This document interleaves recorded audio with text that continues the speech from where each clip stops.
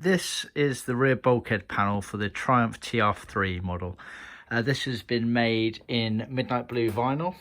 We can also make it in leather if you prefer, but as standard it's made in vinyl as original. It's been trimmed onto a millboard panel cut on our CNC machine.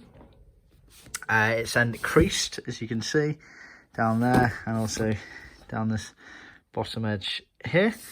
It has all the relevant cutouts in it for securing to the car at the bottom, etc. And then trimmed all the way around, and as you can see, has the pressed pattern going around it embossed, and you can see that that crease there obviously is to allow the bend when it's in the car there. So we sell that individually, but it's also included as part of our trim panel kit where it ends up cheaper. See our website for details.